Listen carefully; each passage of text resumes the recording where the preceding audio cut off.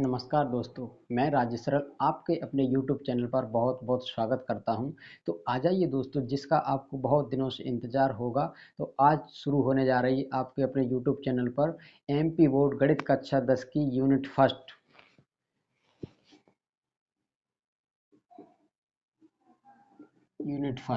जिसका आपको इंतज़ार रहा होगा। इससे पहले 11 क्लास चली हैं जो बेसिक मैथ की हैं। जो भी साथी गणित को समझने में दिक्कत महसूस करते हैं, वो उन बेसिक क्लासें हैं जो 11 वीडियो हैं, वो एक प्लेलिस्ट बनी हुई डली है इसी यूट्यूब चैनल पर। तो उनको एक क्लास से लेकर 11वीं क्लास तक बिल्कुल क्लास, पहली क्लास, दूसरी, तीसरी, ऐसे करके 11 वीडियो बने हुए हैं। उनको एक एक से देख सकते हैं और बारीकी से गणित को एकदम ABCD से सीख सकते हैं। तो आज हम यूनिट फर्स्ट की शुरुआत करने जा रहे हैं, MP बोर्ड गणित कक्षा 10 की। तो सभी साथी जुड़े रहें, धैर्य बनाए रखें और लगातार पढ़ते रहें और मेहनत करते रहें। तो आ जाइए दोस्तों, इस यूनिट का नाम तो है वास्तविक संख्याएं। वास्तविक संख्याएं, इस यूनिट फर्स्ट का नाम है दोस्तों वास्तविक संख्याएं। और इसका पहला जो टॉपिक है उसका नाम है यूक्लिड विभाजन प्रमेयिका। यूक्लिड विभाजन प्रमेयिका।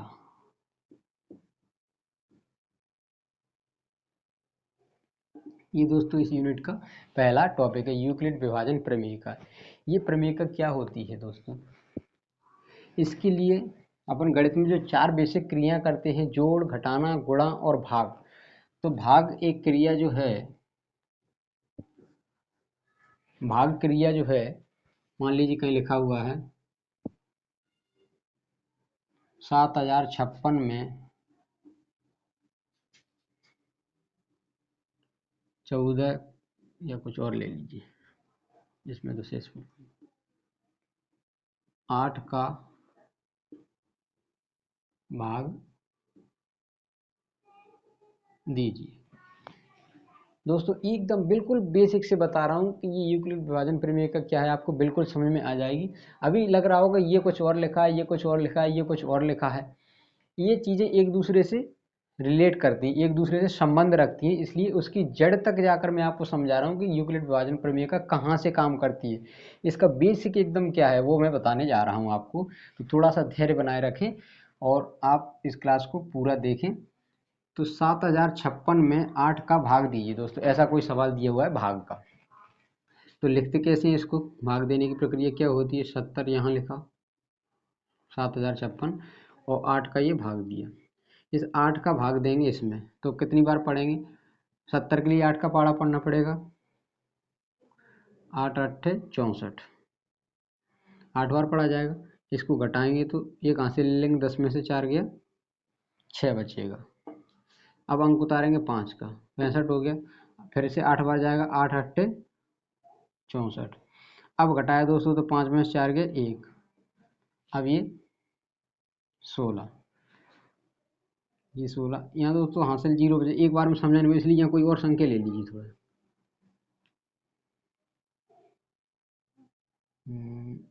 9 ले लीजिए, तो ये अंक यहाँ 9 को उतर जाएगा।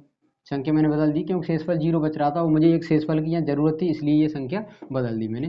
तो 7059 में भाग देना था 8 का, 7 8 56, 8 का देना था, 8 8 64, 6 बचा, 5 का अंक उतारा तो 65 हो गया। तो 8 8 फिर से 64। अब 5 में से 4 घटाया तो 1 बचा, ऊपर से 9 का ये अंक उतार लिया तो 19 हो गया। अब 8 का पारा ऐसा पढ़ेंगे 19 से ज़्यादा ना हो जाए, तो 8 दूनी 16, ये नीचे बचा 3।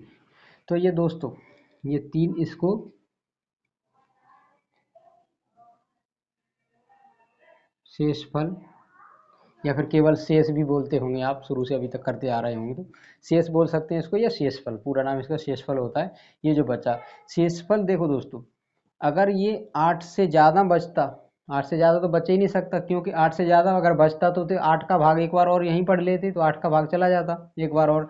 तो ये शेषफल जो होगा ये हमेशा इससे भाजक से छोटा होगा। अब इसमें दोस्तों 4 नाम हैं, 4 प्रकार की संख्याएं हैं। जो संख्याएं इसका कुछ अलग नाम है, यहाँ लिखी हुई इसका कुछ अलग नाम है, यहाँ लिखी हुई इसका कुछ अलग नाम है, यहाँ लिखी है इसका नाम, मैंने शेषफल बता ही दिया है। तो मैं अलग मार्कर से लिख के इनको बता ही देता हूँ। देखिए दोस्तों, इसको क्या नाम देते हैं, इसको क्या नाम देते हैं और इसको क्या नाम दिया जाता है, इन सब के अलग अलग नाम है। इसका नाम है भाजक, भाजक। इसका नाम है भागफल,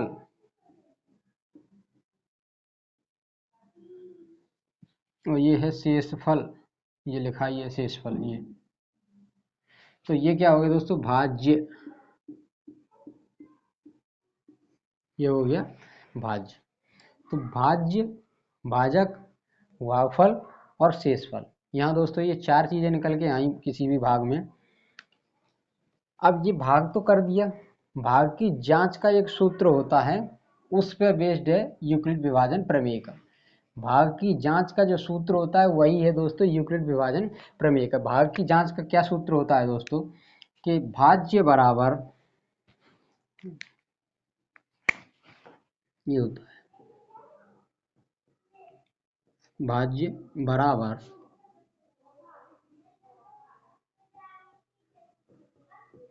भाजक गुणा भागफल और प्लस में शेषफल। शेष लिख लीजिए, शेषफल एक ही बात है। ये है दोस्तों भाग की जांच का सूत्र। इसमें सभी मान, भाज्य मतलब ये वाली संख्या, तो भाज्य ज्ञात करना, ये संख्या इसका और इसका गुणा करके और शेषफल को जोड़ दिया जाए, मतलब भाजक ये 8 और भागफल ये आया 882, इन दोनों का गुणा करके उसमें शेषफल जोड़ दिया जाए, और अगर इन गुणा करके जोड़ने पर ये भाज्य आ जाए तो इसका मतलब अपना ये भाग सही दिया गया है, भाग की क्रिया सही की गई। तो दोस्तों देख के करके देख लेते हैं इसको। फॉर्मूला इसे याद रखना, भाजक कितना है 8 गुणा भागफल कितना है 882 प्लस में शेषफल कितना है 3। तो पहले इसका गुणा कर लीजिए, इधर लिखा हुआ बड़ी संख्या, इधर छोटी, इधर से पढ़ लीजिए पढ़। 8 दूनी 16 की 6 हासिल 1, 8 अट्ठे 64 1 65 की 5 हासिल 6, 8 अट्ठे 64 और 6 70, 70 56 है और प्लस का 3 है ये शेषफल में। तो 70 56 में 3 जुड़ेगा तो 70 59, मतलब 7059 हो गया। और दोस्तों भाज्य अपना कितना था, यहाँ 7059 ही था, 7059, 7059 बराबर 7059, मतलब भाज्य जो होगा भाजक और भागफल के गुणा प्लस शेषफल के बराबर होगा। भाज्य बराबर होगा भाजक गुणा भागफल प्लस शेषफल, भाज्य बराबर भाजक गुणा भागफल प्लस शेषफल। अब दोस्तों इनमें आपको कहीं कन्फ्यूजन हो रहा होगा, भाज्य भाजक इनको याद कैसे रहेंगे, भागफल।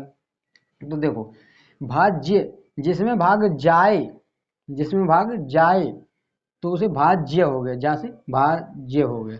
और भाजक जो भाग कर रहा है, जो भाग कर रहा है, भाजक का से करने वाला, भाग करने वाला कौन है यहाँ 8, 8 इसमें भाग कर रहा है ना इसमें, तो ये भाजक का हो गया।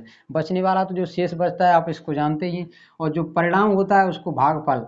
जैसे कोई भी कार्य करने के बाद जो फल मिलता है, परिणाम मिलता है, तो ऐसे ही भाग करने के बाद जो फल मिला उसको भागफल कहेंगे। तो इसको भी ऐसे याद रख सकते हैं कि भाग की क्रिया करने के बाद जो फल मिला उसको भागफल। परीक्षा आपने पास की तो आपका जो परीक्षा परिणाम प्राप्त हो उसको परीक्षा फल। ऐसे ही भाग की क्रिया करने के बाद जो आपको प्राप्त हुआ वो भाग फल, और ये नीचे बचा वो शेष फल। तो चारों को याद रख सकते हैं दोस्तों। भाजक जो करने वाला, जो भाग कर रहा है उसे भाजक कहाँ से करने वाला, और भाज्य जिसमें भाग जाएगा, जिसमें भाग जाएगा वो भाज्य हो गया, जी जिसमें भाग जा रहा है, जा से याद रखना ज्य।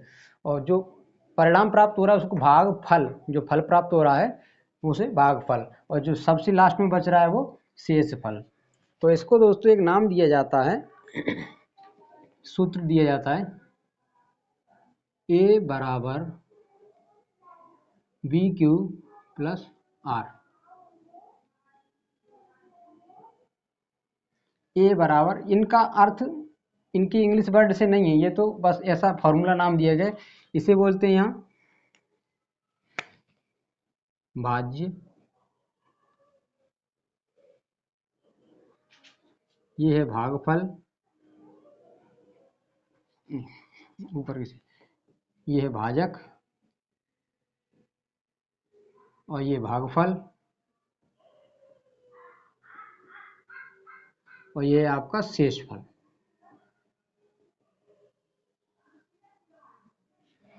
तो भाज्य बराबर भाजक गुणा, यहाँ कोई चिन्ह नहीं, मैंने कल की क्लास में बताया था, कोई गुणा कोई चिन्ह नहीं, तो गुणा का चिन्ह नहीं, बी और क्यू आपस में गुणा में है, ए बराबर बी क्यू प्लस आर। तो बी गुणा क्यू मतलब भाजक गुणा भागफल प्लस शेषफल आर। ये बी और क्यू दोस्तों गुणा में है, आप याद रखना, चिन्ह ऐसे नहीं लगा पाया है, ना लगाएं, तब भी ये दोनों हैं बी और क्यू गुणा में है। तो भाज्य बराबर भाजक गुणा भागफल प्लस शेषफल, ये है दोस्तों। थोड़ा सा गिचर पिचर सा हो गया होगा, मैं इसको थोड़ा अलग से लिख देता हूँ जिससे आपको और क्लियर समझ में आ जाएगा।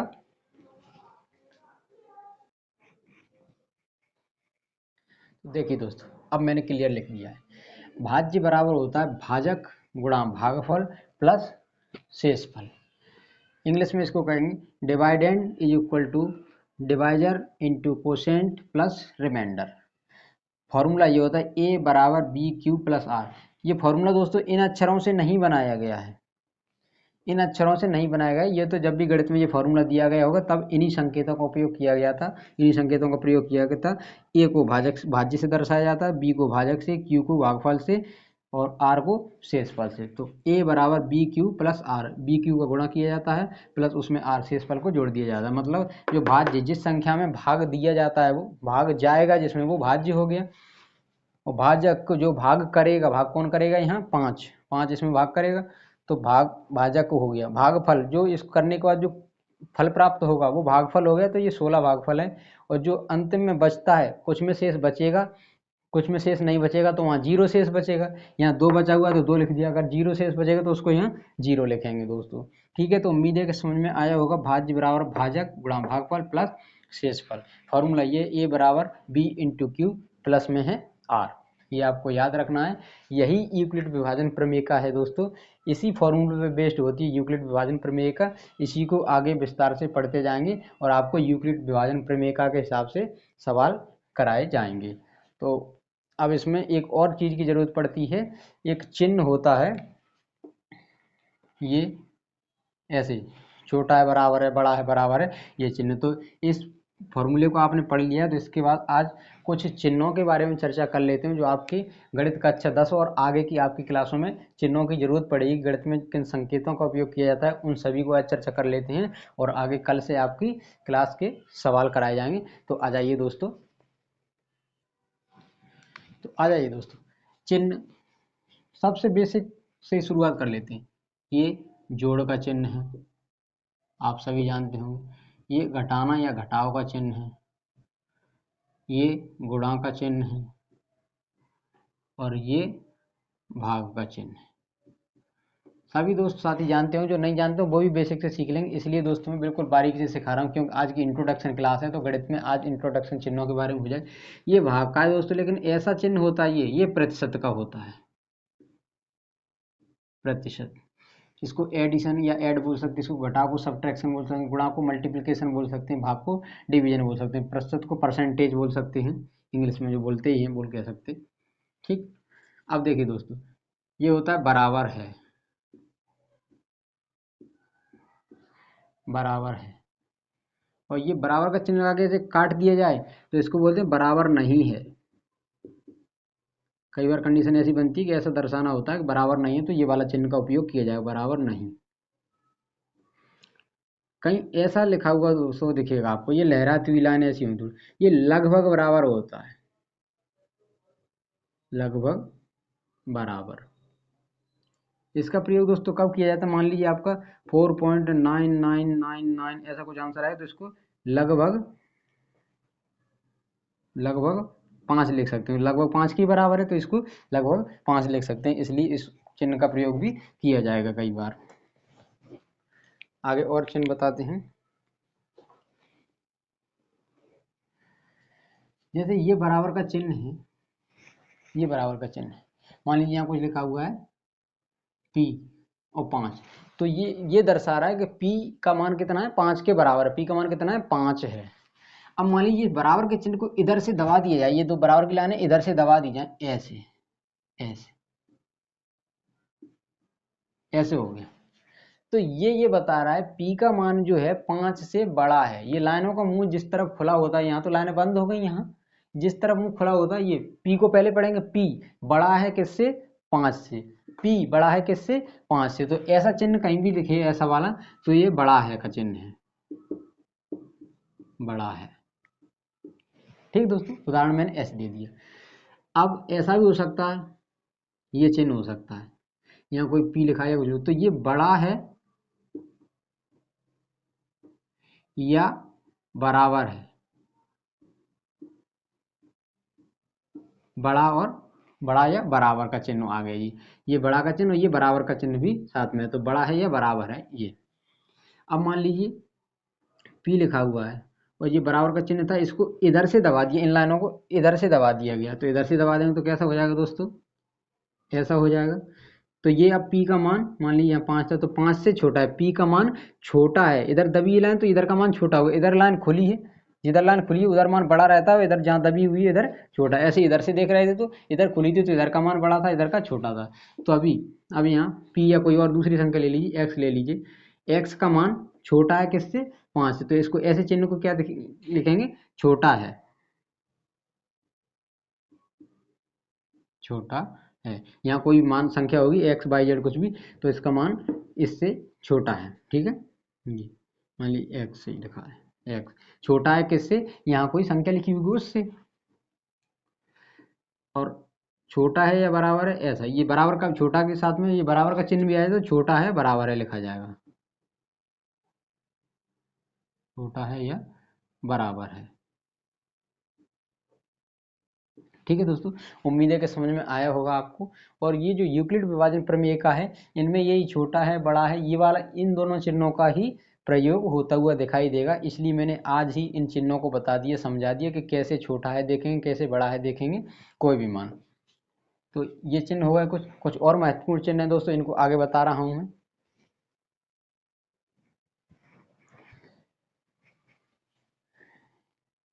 ये चिन्ह दोस्तों लिखा होगा, इसको कहेंगे वर्गमूल या स्क्वायर रूट कहेंगे।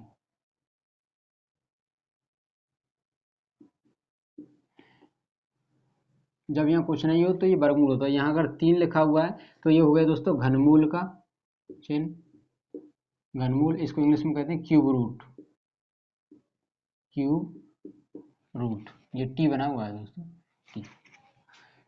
कहीं ऐसा चिन्ह मिले तो ये कोण का चिन्ह होता है।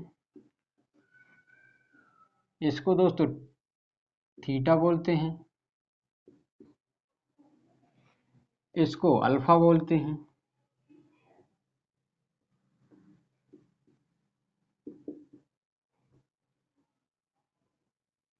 अल्फा बोलते हैं ये दोस्तों, अल्फा बड़ा फा है। इनको कोण के लिए कोण के नाम दिए जाते हैं, इनसे अल्फा बीटा गामा से, इनसे अल्फा ये बीटा। जब एक से अधिक कोण की कहीं जरूरत पड़ती है तो उनमें एक को किसी को थीटा नाम दे दिया, तो किसी को अल्फा दे दिया, किसी को बीटा, किसी को गामा, तो इसको बीटा बोलते हैं, बीटा हो गया। ये हो गया दोस्तों गामा, ये ऐसे भी बन सकता है और ऐसे भी बनता है, इसको गामा, ये गामा हो गया। ये होता है दोस्तों पाई का चिन्ह। पाई का सही चिन्ह तो ये होता है, लेकिन जल्दी में हम ऐसा बना देते हैं, ऐसा सीधी डंडी बना देते हैं, लेकिन सही चिन्ह एक्चुअल में ये होता है, ये पाई का चिन्ह है। ठीक है, और ऐसा ये दोस्तों होता है फाई। ये किसका चिन्ह होता है, फाई का। ये पाई हो गया और ये फाई हो गया। ये दोस्तों होता है चूंकि या सिंस बोलते हैं इंग्लिश में। जब ऊपर 2 बिंदी नीचे 1 बिंदी होती है तब तो इसे चूंकि बोलते हैं, जब ऊपर 1 और नीचे 2 होती है तो इनको इसलिए बोलते हैं।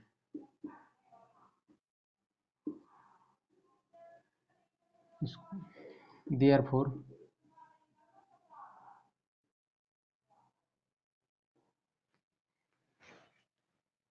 अब और क्या क्या चिन्ह हो सकते हैं, पाई हो गया, फाई हो गया। अब कोष्टक देख लीजिए दोस्तों, ये कोष्टक तीन प्रकार के होते हैं।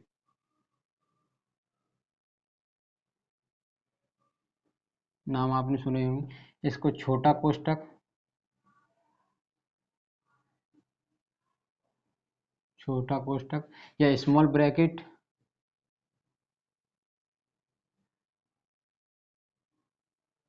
स्मॉल ब्रैकेट, या फिर इसी को सर्कुलर ब्रैकेट कहते हैं, क्योंकि सर्कुलर वृत्त के आकार का दिखता है ना, इसलिए सर्कुलर ब्रैकेट भी कहते हैं।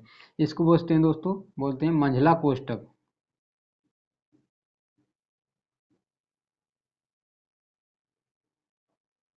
या फिर मिडिल ब्रैकेट बोलते हैं, या फिर करली ब्रैकेट बोलते हैं।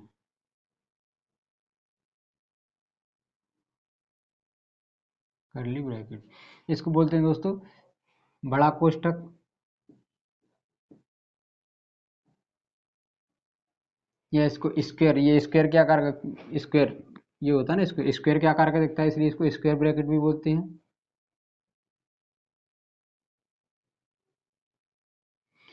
या फिर इसको दोस्तों बिग ब्रैकेट भी बोल सकते हैं, बिग ब्रैकेट भी बोल सकते हैं। उम्मीद है दोस्तों कि ये समझ में आए होंगे। एक और होता है दोस्तों, इसको भी अभी देख लीजिए कोष्टक को, किसी संख्या के ऊपर ये बार सा लगा हुआ होता है, तो इसे बार ब्रैकेट या रेखा कोष्टक बोलते हैं, रेखा कोष्ठक या फिर बार ब्रैकेट।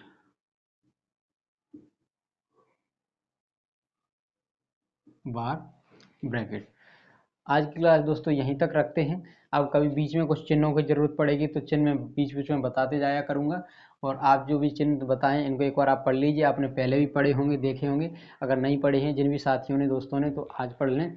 तो आज की क्लास यहीं पर समाप्त होती है दोस्तों। आप अपने कमेंट बॉक्स में बता सकते हैं कि आपको क्लास कैसी लगी। आज तो मैंने केवल क्लास का इंट्रोडक्शन लिया था, कल से आपके सवाल उठाए जाएंगे और यूनिट में प्रश्नावली वाइज आपके सवाल कराते हुए चलूँगा मैं। और हर दिन लगभग कोशिश करूँगा कि हर दिन आपको क्लास मिलेगी, लगभग आधा घंटे की क्लास रहा करेगी। तो आप जुड़े रहें और आपके साथी, मित्र, बंधु, रिश्तेदार जो भी हैं, आप चाहते हैं कि आपको अगर पढ़ने में अच्छा लग रहा है, उनका भला हो, तो उन्हें भी आप जोड़ सकते हैं। आपके घर में कोई और भी छोटे बड़े भाई बहन हो सकते हैं जो कॉम्पिटिटिव एग्जाम की तैयारी करना चाहते हैं, तो वो मेरी बेसिक क्लास, जो बेसिक गणित की क्लास हैं इस यूट्यूब चैनल पर, उन्हें देख सकते हैं। और दूसरा मेरा चैनल है यूट्यूब का, उसमें कंपटीशन की क्लास कुछ ही दिन में वीडियो डलने लगेंगी। तो तब तक के लिए आप बने रहिए यूट्यूब चैनल पर, और आप अपनी राय हमें देते रहिए, जिससे मुझे अपने अंदर सुधार करने का मौका मिलेगा। तब तक के लिए नमस्कार, धन्यवाद।